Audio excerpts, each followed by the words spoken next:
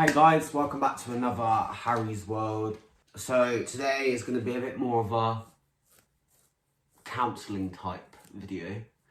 Tierney's basically going to ask me a few questions about my CF that we've both planned out, and I will answer them for you guys. So it just gives you guys a bit more of an understanding about, one, what CF is, two, how it actually affects my life, three, how it affects the people around me, and just gives you a bit more of a, I can't think of the word.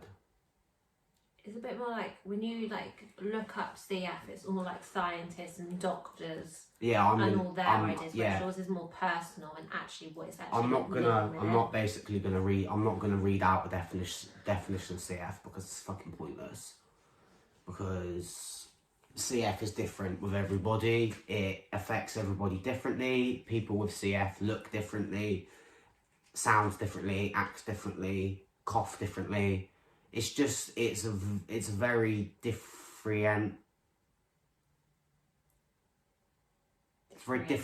differential disease or condition, or whatever you want to call it, with everybody. So no person with CF is the same.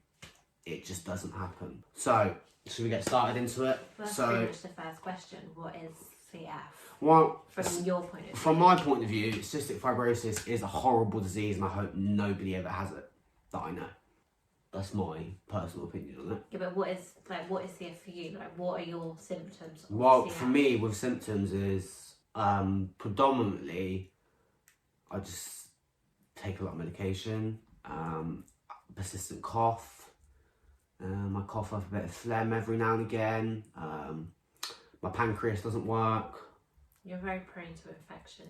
I catch diseases like common colds and stuff very easily, so that's why I've had to shield due to corona, because coronavirus could kill me.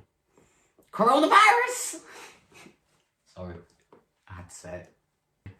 When were you diagnosed? How did the doctors find that out? Or how did your mum find out? So I was diagnosed at birth 21 years ago. I was born on December 10th, 1999 in Cambridge.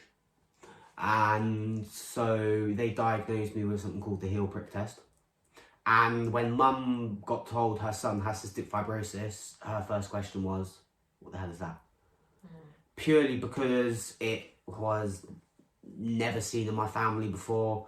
It's a very back then it was a condition that no one really knew about. Like, not that they do now. Not that I do now, but it wasn't as promoted as, so let's say, so much as cancer. Like, if you ask someone what is cancer, 9 times out of 10 they'll be like, oh, I know what that is. But 9 times out of 10, if you say to someone, what is cystic fibrosis, or do you know what that is, they do turn around and say, what the hell is that? So I was getting back to the question, I was diagnosed at birth by something called the heel prick test. I don't actually know what they do, but I'm assuming they just prick your heel with something. Yeah, they do. They prick your heel and then they test the blood that comes out. But quite a lot of people fail that anyway, and it comes back negative. And then that's why they've now brought in the sweat test. So now sweat. Yeah, so now when you're a baby, if your parents start to suspect something and the heel prick test shows up negative, they'll do the sweat test. So basically, if you have a child and they're coughing and diarrhea all the time and not keeping down food, or even hard stools as well. I've heard that hard stools are also so basically the signs to look out for is in having a child with CF, if they haven't had the heel prick test, is abnormal stools, loose or really, really hard, so they're constipated all the time. A persistent cough is pretty. It sounds like they're choking though, more than a cough. But it will be like it can variate to what it is, and if your child keeps getting ill with the common colds or something more serious, if they haven't had it already, ask a doctor if you can have the heel prick test or the sweat test, just to rule out if your child has CF, because you really want to hit the nail on the head early in life. Otherwise, it could really, really affect that child's life. Yeah. So if you have any suspicion that your child got CF, please get in contact. It's a thing now anyway. Yeah, no, I think It's now it is. changed. Every single child has the heel prick test, but they don't always have the sweat test. Okay. Okay, I didn't know that, but It's only a new thing. so I'm just saying, if any of your children like have any of them symptoms, just get them checked out. Just better to be safe than sorry. So you'll just say to your doctor, I heard some guy on a YouTube channel talking about CF, and now and Now my child has it. And now my child has cystic fibrosis, so I demand this. No, don't go doing that and getting Harry's World into trouble, please. The quick way of testing if your child has: lick your child and see if they taste salty. No. Lick me then. Licking you. Lick me then. Harry's too salty for my liking. So, question number 3. What do you remember as a child?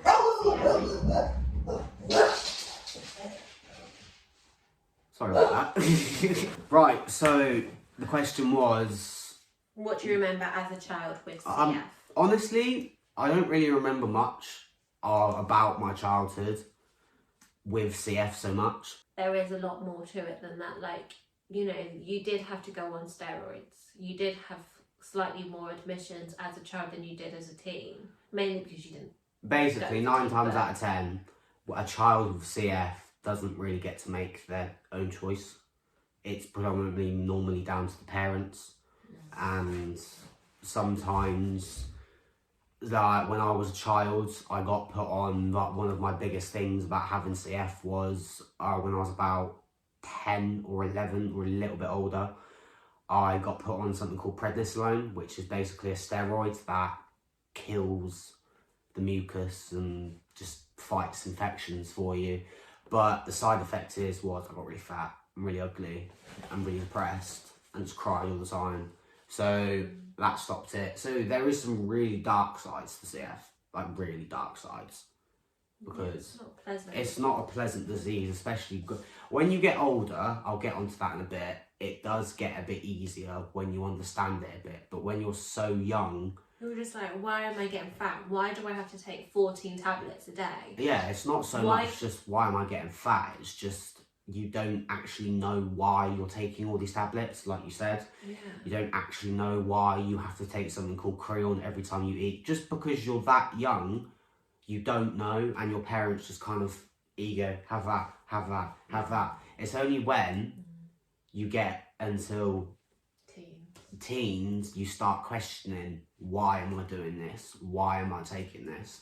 What am I doing in my life? Why am I so messed up? Like, permanently. You just ask more questions, and when you look into it a bit more, I think that rolls back to our next question. How did it affect you as a teenager? So, cystic fibrosis affected me as a teenager quite badly, purely because you understand it a bit more. I asked a lot more questions, like when doctors were diagnosing me with stuff and giving me more medications, and when I was taking all my medications, like every day, when I was eating, I just started asking why, and obviously I was getting told, and I was looking into it more. I was doing a bit more research about it, and it just kind of hit me how fucked up it kind of is, really, because yeah, I'll kind of say going through my teens, it really affected me more than... Sorry, I'm really struggling to get comfortable. I'm trying to have a serious conversation and... Okay, carry on. I've lost where I am now. As a teen, it affected you a lot more. Right, so as a teenager, it affected me a lot more, just because 1, I understood it all, 2, I started asking questions, and 3, I read into it a bit more, which one bit of advice, don't. Because it scares you, because 9 times out of 10 on the internet, they paint the worst possible picture of what it is, and it will scare you. It scared me. It's just a scary disease. Yeah, but I think that you also need to take into account, as a teenager, you asked more, you understood more, you knew more, and you were dealing with more. Like, you had all your emotions going everywhere. You had girlfriends, which, you know, triggered other things. You had the loss of your friend that also had CF, and then that kind of triggers and spirals things. R.I.P. Becca. For you to, you know, for you to realise how serious it is, and the fact that this is what your life is, and that will hit you as a teenager. Like, as a teen, as a child, Like, you know there's something wrong with you, but you don't know what is wrong with you. You don't know that your friends are going to die. You don't know that you're going to die. You don't know this and that and that. Whereas as a teen, you start to actually understand things.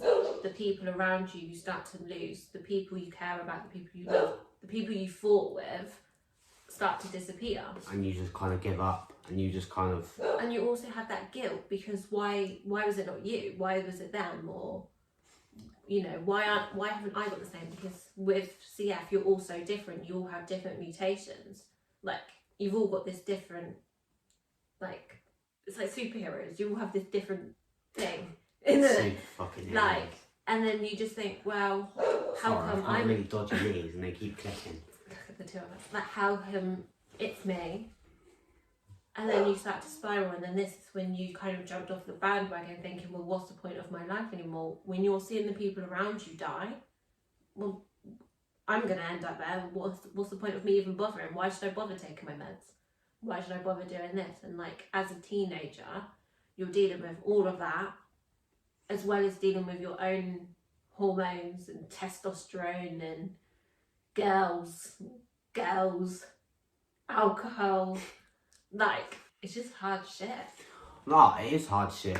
It really is. So I'm not gonna sit here and grovel about how shit CF is, because it's shit. But everyone's got their own problems, and I just want to say out there, everyone with CF, you are so strong.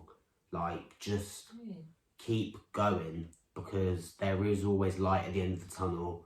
And you teenagers out there, trust me, literally just keep going, because your teens is the most hardest point of having CF, because it's kind of like you understand it more, like I keep saying, and you just it scares you a little bit, but just keep going and just listen to the people around you, and make sure you've got a good set of people around you that drive you and know and understand your condition a bit as well. I tried to be there for Harry, and he fucked me off because I was a goody two-shoes.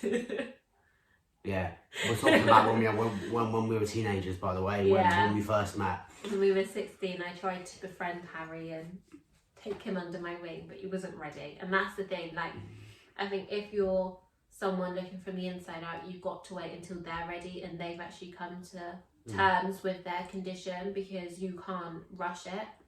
It's something that takes time. It's like with anything, you know, with mental health, anything. You can't take someone under their wing until they're ready to admit it. Like eating disorders, anything. You can't make someone recover unless they're ready to recover. Exactly, yeah. It pretty much is. You just have to wait until we're ready. So reach out to us, but if we say no, it's like, just leave us be. But we'll eventually crawl out of that hole. What difficulties were you faced with throughout your life? Just list them all. Right. As a child? As a child, taking medication. Well, like as a really young child, taking medication was a bit weird. Because you got to think about every time you eat, every time you wanted your bottle of milk, your mother had to shove a little tablet down your throat called Creon. Or as my mum used to do, break it up and put it in the milk. I don't think you can do that, but that's thanks, Mum. That's a question, actually. Does everyone with CF have a damaged pancreas? No. Yes and no. The thing is with me, it's because I'm pancreatic as well. I've got a dodgy pancreas. But some people with CF might have diabetes. Okay, yeah. But 9 times out of 10, it affects it. Yeah. But sometimes it can be really bad. Sometimes it can be. So sometimes you might not have to take Creon. Sometimes you might do. And sometimes you have to take insulin or. Yeah, it depends. It depends. Like I said, with CF, it's very different. Like sometimes you can get diabetes from it. You can get pancreas diseases. You can get all sorts of stuff. You get I don't even know what they're polyps. See, I studied cystic fibrosis at school. Polyps are basically something at the top of my nose that is basically like a little, I don't know how to explain it, a little spot that just sits at the top of your nose and just blocks your airways. Like, you always have a constantly blocked nose, but I can get rid of them, but they grow back, so there's no point. I had them, and I had surgery and it didn't grow back, but then I had CF. Yeah. But no, they do grow back, but they just grow back smaller. Oh, so mine are probably growing back. Yeah, that's why your voice is quite nasally. Yeah, my voice is very nasally. Exactly. So your polyps, you might have had them taken out, but they grow back and they get bigger as they go on. They did say I probably have to have surgery again when I'm older. Exactly. But, yeah. Anyway, it's not that big. When did you? Oh no. What about as a teen? So as a teen, some of the difficulties as a teenager was kind of.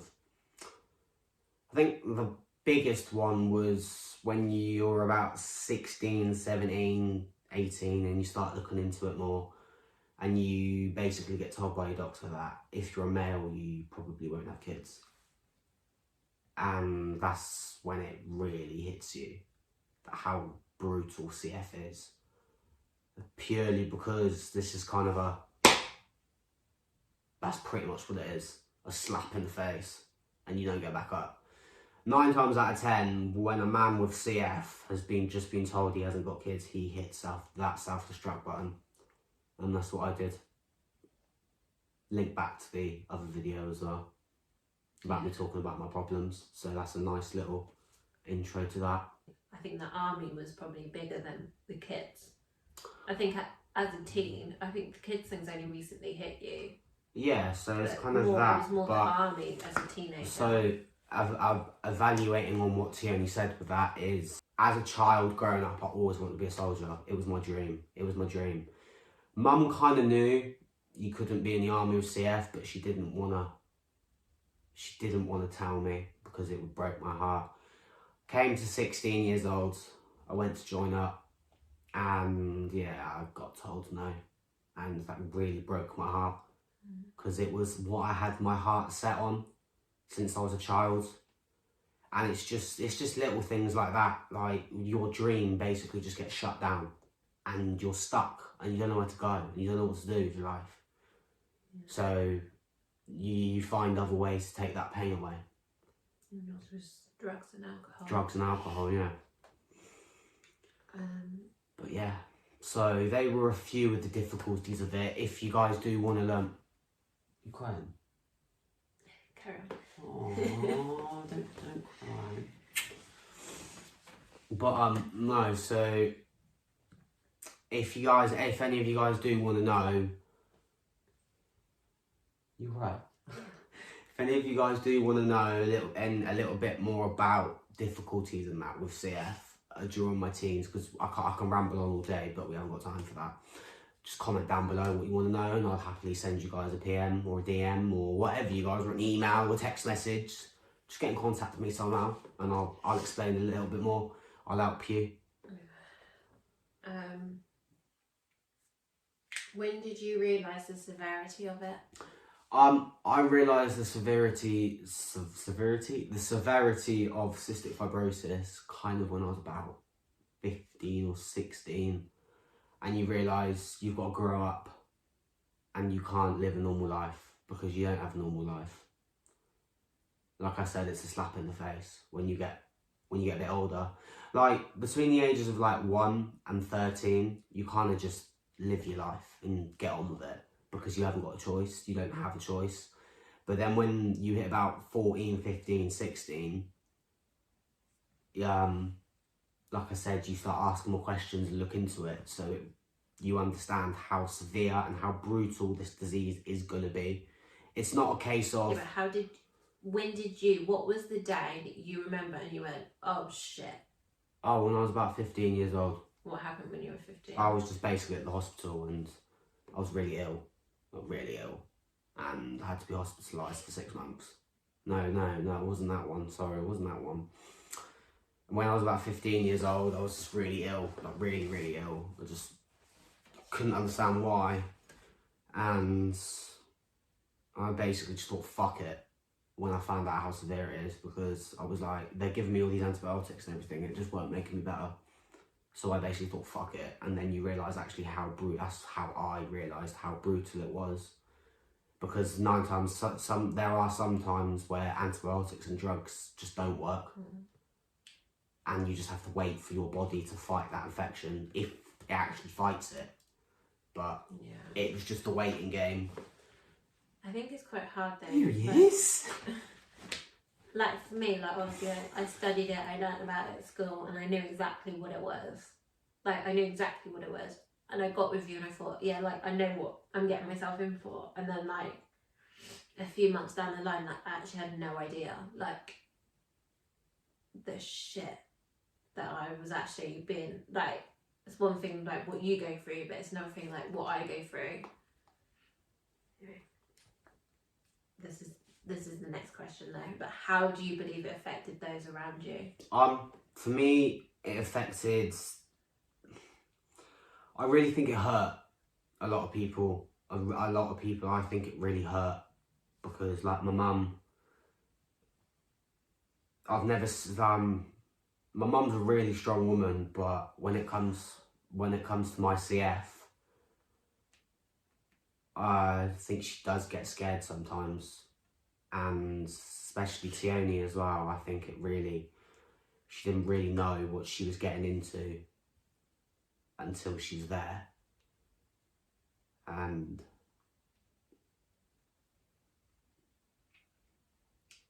I don't know. I think people around me are just scared because like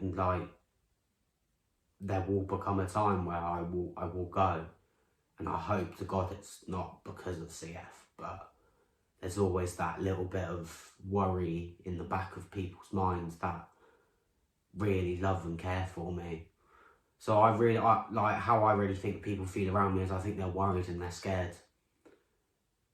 But then I think they do just put it all behind them and they just have belief in that I am going to do well. I am going to fight it and I am going to beat it.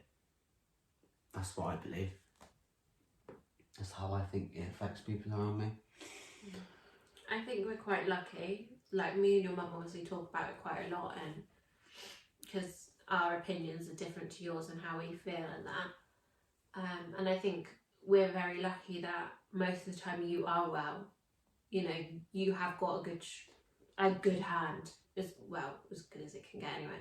Like you have got a good hand, and obviously this time last year it was a completely different feeling. I was constantly always worried, like, you know, you would go out clubbing and not wear your coat, and even then I would start to panic because I'm like, oh my god, you'll get a chest infection, what if you can't fight it off?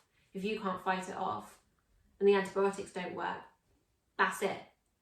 Like, bye Harry. Yeah, like, you know, and you were still at that stage where you know, you didn't give a shit what happened to you, and there was so many risk factors, and obviously we won't get into it, but there were so many risk factors and stuff that was going on that me and your mum were constantly up all night just worrying, like, oh my god, is someone going to call us and say he's in hospital, he's you know, his lungs are failing? Like, there's no idea, and the chances of Harry getting a lung transplant are so slim. And then even if he does, he's probably only got another 3 years on top of that. Like, you know, you may as well fight it without lung transplant than have a lung transplant, because you might reject it, and then 3 years it fails and you have to get another one. And it's like, there's that constant battle. And then also we've got the whole thing of me and Harry, we want to reproduce. It's natural. Like, you want to just do it naturally, but we can't. And, you know, and that's the hardest thing. Like, that's the one thing that I didn't know. Like, I knew about everything else. I knew that he was going to die early. I knew all of that. I knew we wouldn't have life insurance. I knew we couldn't get a mortgage. The one thing I didn't know is the fact of how hard it was going to be if we wanted a child. And like that, I think that was the hardest thing for me. But I mean, I'm quite lucky because I forget. You know, it's normal for Harry to take his meds. It's normal for there to be crayon pots in every fucking room of the house. Like, that's just normal. So I forget that you've actually got CF. And then when we start talking, or my friends start having babies and saying this, that and that, I'm like, oh my god, like, that might never be me. Like, you know, CF hasn't just affected Harry's life and Harry's future, it's also affected mine. Like, we want a mortgage, it's got to be in my name. Harry can't do life insurance because I have a life-threatening disease. So, you know, if we were to be lucky enough to reproduce, which there are people like Heather and Cameron Hutchinson, they've just like conceived after like 3 or 4 rounds of IVF. Like, I'm screwed if he dies before me, but we'll face that battle when it comes to anyway. Fuck me, it's a long episode, but I think we should kind of just... like the only question is though, like now is like, what does your future with CF look like? And we've kind of pretty touched on that. Yeah, we kind of touched on it, so I'm just gonna say how I feel from it. I think now I've hit the nail on the head with my CF, and I'm gonna fight it, and I'm gonna battle it, and I ain't gonna let it beat me, because that's not gonna way. That's not gonna be the way I'm gonna go out. It's not. What hurts you makes you stronger. I don't think that's the saying, but we're gonna go with that. What doesn't hurt you makes you stronger. But CF does hurt me. So what hurts me makes me stronger. Harry's World's new saying. But no, there's new meds out there. You know, you've been lucky enough to start these new meds. Mm-hmm. We're seeing progress, and you know, we're still young. There's still time for like medication to develop and other things to develop. It's just a shame there's not enough money put into it. Okay. Right, so we're going to end that video here, guys. Thank you for watching this episode. It's been a bit of a deep episode, but thank you guys for listening and watching, and I'll see you guys again next week. Bye!